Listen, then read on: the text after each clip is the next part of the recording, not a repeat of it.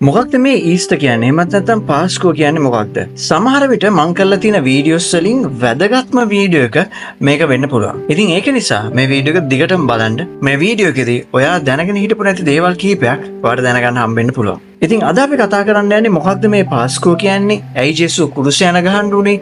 මොකක්ද මේ ජේසුස් කුරුස යන ගහලා දවස් 3කින් පස්සේ එයා මරණයෙන් නැගිට්ටා කියන කතාව? ඇයි මේක උනේ? මොකක්ද මේකට හේතුව කියන එක? ඉතින් වීඩියෝ එක පටන් ගන්න කලින් මම කියන්න කැමතියි මේ වීඩියෝ එක මම පුළුවන් තරම් සරලව තමයි කියලා දෙන්නේ. එතකොට මේක ගැන දන්නේ නැති දන්න ඕන කෙනෙක්ට තේරුම් ගන්න පුළුවන් වෙන විදිහට තමයි මම මේ වීඩියෝ එක කරන්නේ. ඉතින් මම මේ වීඩියෝ එක දාන්නේ තියොලොජියන්ස්ලට නෙමෙයි මේ වීඩියෝ එක දාන්නේ මේක ගැන දන්නේ නැති සාමාන්‍ය මිනිස්සුන්ට. ඉතින් මේක සිම්පල් එක්ස්ප්ලেইন කරද්දී සමහරවිට තියොලොජි 100%ක් හරි වෙන්නේ නැති වෙන්න පුළුවන්. ඒක නිසා එහෙම වුණොත් එච්චර ගණන් ගන්න එපා. ඉතින් මම කියන්න මොකක්ද මේ පාස්කෝ කියන්නේ කියලා. පාස්කෝයේදී මොකක්ද උනේ කියන එක ගොඩක් අය දන්නවා. සමහර අය දන්නේ නැහැ. පාස්කෝ කියන එකෙන් අපි අදහස් කරන්නේ ජේසුස් වහන්සේව කුරුසේ යන ගැසීම කියන එක. ඉතින් ජේසුස් වහන්සේ කුරුසේ යන ගහලා දවස් 3කට පස්සේ මලවුන්ගෙන් නැගිටිනවා. මේ කතාව ලෝකේ ගොඩාක් දෙනා දන්නවා. හැබැයි මේක උනේ ඇයි? මොකක්ද මේකට හේතුව? ඇයි මෙහෙම මේ දේවල් උනේ? ඇයි ජේසුස් කුරුසේ යන ගහන්න උනේ කියන එක ගොඩක් අය දන්නේ නැහැ. ඉතින් අපි මේ කතාව පටන් ගන්න කලින් අපි බලමු මේ පාස්කුවේදී වෙච්ච දේ අපි පොඩි සමර් එකක් ගමු. පාස්කු කාලේ කියන එකෙන් අදහස් වෙන්නේ ජේසුස් වහන්සේ කුරුසේ යන ගහන එක. එතකොට ජේසුස් වහන්සේ දුක් විඳලා තමයි කුරුසේ යන ගැහුවේ. ජේසුස් වහන්සේ කුරුසේ යන ගැහුවේ ඒ කාලේ හිටපු මිනිස්සු එකතු වෙලා. මොකද එයා මිනිස්සුන්ට විරුද්ධව ගියා. එයා ට්‍රැඩිෂන් එකට විරුද්ධව ගියා කියන එක මත තමයි. ඉතින් ඇයි මේක වුනේ කියලා තේරුම් ගන්න අපිට පොඩ්ඩක් ආපස්සට යන්න වෙනවා. ඉතින් අපි පරණ කිවිසුමට මේ බයිබල් එක ගැන කතා කරද්දී නව කිවිසුම පරණ කිවිසුම කියලා දෙකක් තියෙනවානේ. ඉතින් මේ පරණ කිවිසුමට කියොත් ඒ කියන්නේ ජේසුස්ට කලින් කිවිසුමට කියොත් ජේසුස්ට කලින් කතාවට කියොත් ඔයගොල්ලෝ අහලා තියෙන්න පුළුවන් පරණ කිවිසුමේ බැටළුවෙක් වෙමත් නැත්නම් සතෙක්ව පාවිච්චි කරලා තියෙනවා මේ පූජාවක් ඔප්පු කරන්න. ඉතින් මේ බැටළුවව සහ සතාව පාවිච්චි කරපු එක අවස්ථාවක් තමයි පාපයෙන් නිදහස් වෙන්න. එහෙමත් නැත්නම් තමුන් වැරද්දක් කළා තියෙනවා නම් දෙවියන් වහන්සේට විරුද්ධව ඒකෙන් නිදහස් වෙන්න ඒගොල්ලෝ සැක්‍රිෆයිස් කරා. එම් බැටළුවෙක් නැත්නම් එළුවෙක් නැත්නම් සත්වෙක් සැක්‍රිෆයිස් කරා. මේ සැක්‍රිෆයිස් කියන එක ඒ කාලේ ඉඳන් එන දෙයක්. ඉතින් මොකද්ද මේ පාපය කියන්නේ? මේ පාපය කියන එකට අපි යන්න ඕනේ මුලටම. මේ මුලම ඉන්නවා ආදම් කියලා කෙනෙක්. මේ දෙවියන් වහන්සේ ලෝකෙ මැවුවන් පස්සේ මිනිස්සයා මවනවා. මිනිස්සයා ආදම් කියලා කියනවා. ඒ ආදම් තමයි මුලින්ම පාපය කරා කියලා කියන්නේ. හොඳට අහගෙන ඉන්න මේ කොටස මොකද මේ වීඩියෝ එකේ අන්තිමටත් මේ කොටස වැදගත් වෙනවා. ඉතින් මේ ආදම් කරපු පාපේ මොකක්ද කියන එක අපි මුලින් බලන්න ඕනේ. ආදම් කරපු පාපය තමයි දෙවියන් වහන්සේගෙන් ඈත් වීම. ගොඩක් අය කියනවා මේ ජන්ම පාපේ මත නැත්නම් ආදම් කරපු පාපය කියන්නේ වෙන වෙන දේවල් මේ වෙන වෙන වැරදි ගැන. ඒ වෙන වැරදි ගැන නෙමෙයි මේකෙන් අදහස් කරන්නේ. ආදම් කරපු පාපය තමයි දෙවියන් වහන්සේගෙන් ඈත් වීම. ඉතින් මේ දෙවියන් වහන්සේගෙන් ඈත් වුණාන් පස්සේ මිනිස්සයාට ඕන පාරේ යන්න ගත්තා. දෙවියන් වහන්සේ ඉන්නවා. හැබැයි දෙවියන් වහන්සේ මිනිස්සයාට ඒ සුව කැමැත්ත එහෙමත් නැත්නම් ෆ්‍රී විල් කියන එක දීලා තියෙන නිසා, තෝරා ගැනීමේ අයිතිය දීලා තිබ්බ නිසා මිනිස්සයාගේ පාරේ ගියා. හැබැයි මේ පාරේ යද්දී දෙවියන් වහන්සේත් එක්ක ගමන් කරපු මිනිස්සුත් මේ කතාවේ හිටියා. හැබැයි අපි ජෙනරලි ගත්තොත් ඉතින් මේ මිනිස්සු දෙවියන් වහන්සේට ප්‍රශංසා කරා, දෙවියන් වහන්සේට පූජා ඔප්පු කළා. මේ මෙතනදී පූජාව ඔප්පු කරා කියලා කිව්වේ දෙවියන් වහන්සේට සත්වෙක් පාවිච්චි කරලා. ඉතින් ඔන්නෝක මතක තියාගෙන අපි යම් මෝසෙස්ගේ කතාවට. ඉතින් මෝසෙස්ගේ කතාවේ සමහර අය දන්නවා වෙන්නත් පුළුවන් මෝසෙස්ගේ ප්‍රධාන රාජකාරිය උනේ ඊශ්‍රායලයේ මිනිස්සුන්ව පොරොන්දු දේශයට ගෙනියන එක.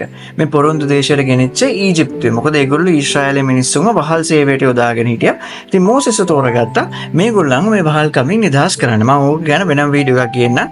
ඒ ගියේ කතාව, ඒ අවුරුදු ගාන මොකක්ද උනේ කියන එක ගැන. ඉතින් මෝසෙස්ගේ ජොබ් එක උනේ, මෝසෙස්ගේ රාජකාරිය උනේ මේ මිනිස්සුන්ව මුදවගෙන යන්න. මුදවගෙන යන්න ලේසි උනේ නැහැ. ඉතින් ඒ රටේ පාලකයා, ඊජිප්තුවේ පාලකයා මුදවගෙන යන්න දුන්නේ නැහැ. ඉතින් දුන්නේ නැති වුණාම දෙවියන් වහන්සේ විසින් ඒ රටට එක එක පීඩා ඇති කරන්න ගත්තා. මේ පීඩා ඇති කරන්න ගත්තත් කොච්චර කරත් මේ මිනිස්සයා යන්න දුන්නේ නැහැ. මේ පාලකයා යන්න දුන්නේ නැහැ මේ මිනිස්සුන්ට. ඉතින් අවසානයේ දෙවියන් වහන්සේ කිව්වා, "ඔයා මගේ සෙනඟට යන්න දුන්නේ නැත්තම් ලොකු විපාක ඇති වෙන්න පුළුවන්" කියලා. මේ විපාක වලින් එකක් විදියට තමයි මේ මිස්ර වාසීන්ගේ කුළුණුල් දරුවන් නැති වෙන එක. ඉතින් මේ කුළුණුල් දරුවන් නැති වෙන එකේදී අපි මෙතනදී මතක තියාගන්න ඕන දෙයක් තමයි දෙවියන් වහන්සේ කිව්වා මෝසෙස්ට දුන්න හොඳ ඉන්ස්ට්‍රක්ෂන් එකක්.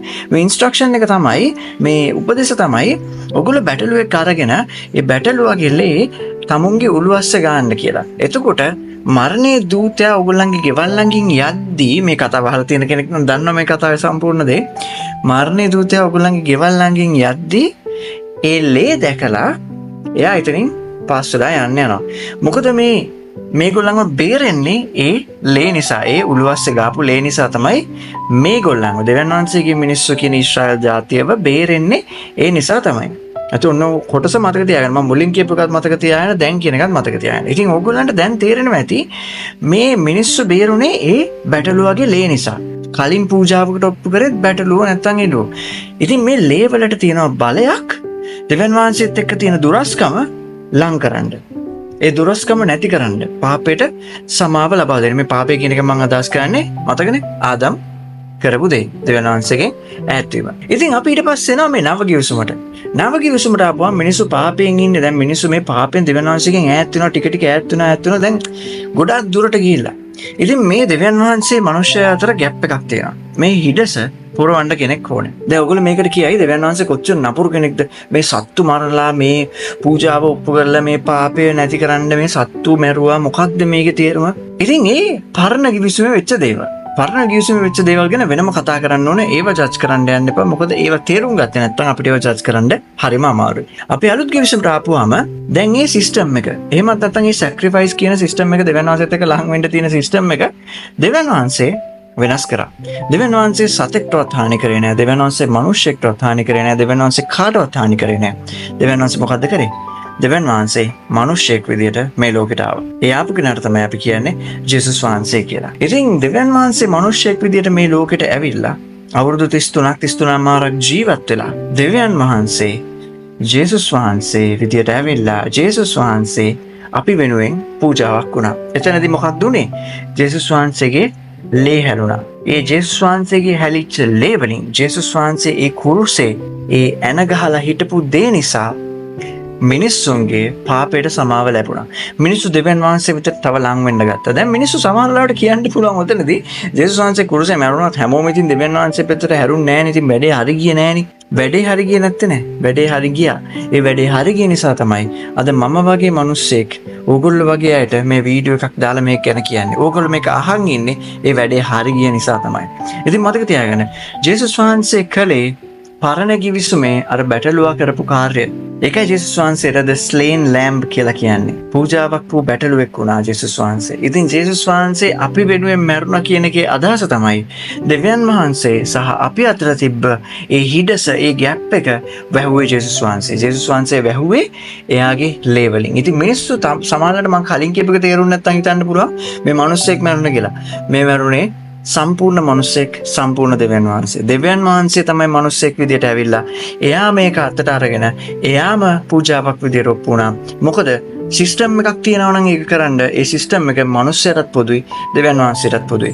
ඉතින් දෙවියන් වහන්සේ තව කිසිම කෙනෙක්ව සැක්‍රිෆයිස් කරේ නැහැ. දෙවියන් වහන්සේ එයාම ආව මිනිසෙක් විදියට, එයාම සැක්‍රිෆයිස් කරා එයාව.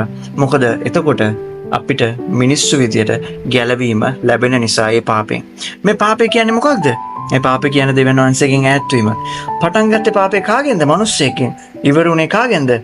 සම්පූර්ණ මිනිස්සෙක්ගෙන්, සම්පූර්ණ දෙවියන් වහන්සේගෙන්. It all started with a man and it ended with a fully man, fully God. That is Jesus. එයාට තමයි අපි ජේසුස් වහන්සේ කියලා කියන්නේ. ඉතින් ඕගොල්ලෝ මේක කලින් දැනන් හිටියේ නැත්තම් මොකක්ද මේ පාපය? මොකක්ද මේ පාපයට සමාව ලැබුණා කියන්නේ? ඇයි ජේසුස් කුරුසේ යන ගැහුවේ කියලා? මෙන්න මේක තමයි හේතුව. ඒක වෙන්න තිබ්බ දෙයක්. ඉතින් ඒක දුක් වෙන්න ඕන දෙයක් නෙමෙයි. මම අන්තිමට කියන්න කැමති. ඒක දුක් වෙන්න ඕන දෙයක් නෙමෙයි. ඒක සතුට වෙන්න ඕන දෙයක්. මොකද ජේසුස් වහන්සේ කුරුසේ මැරුණේ අපි වෙනුවෙන්, අපිව පාපයෙන් ගලව ගන්න. එයා ඒක කරා. ඒක කරපු නිසා ඒක ගැන සතුට වෙමු. ඒක කරපු නිසා ඒක ගැන දුක් වෙලා වැඩක් නැහැ. මොකද මම ගොඩාක් අය දකිනවා ඒක ගැන දුක් වුණා. ඒක ගැන දුක් වෙනවා. මම පොඩි කාලේ දැක්ක මිනිස්සු කෙනා ඇයි ජේසුස් නිවා මැරුණේ? ඇයි ජේසුස් නිවා කුරුසයන ගවේ? ඇයි ජේසුස්නේ? ඇයි ජේසුස්නේ කියන එක දැන් දැනගෙන ඉන්න ඕනේ. ඇයි ජේසුස්නේ කියලා තවමත් අඬනවා නම් ඔයා ඉන්නේ වැරදි තැනක. ඒක නිසා ඒක ගැන පොඩ්ඩක් හිතලා බලන්න. ජේසුස් වහන්සේ මෙන්න මේ හේතුව නිසා තමයි අපි වෙනුවෙන් කුරුසේ මැරුණේ. හැබැයි ජේසුස් වහන්සේ දවස් 3කට පස්සේ නැවත නැගිට්ටා. ජේසුස් වහන්සේ අදටත් ජීවමානයි. අදටත් ඉන්නවා. අදටත් අපිට කතා කරනවා. අපිත් එක්ක ඇවිදිනවා. ඉතින් මතක තියාගන්න වත් ජේසුස් වහන්සේත් එක්ක ගමනක් යන්න කැමති නම් යාඥා කරන්න, බයිබල් එක කියවන්න, හරි විදියට ජේසුස් වහන්සේ ගැන ඉගෙන ගන්න. ඉතින් ඕක මතක තියාගන්න. Now have a very nice day and God bless you.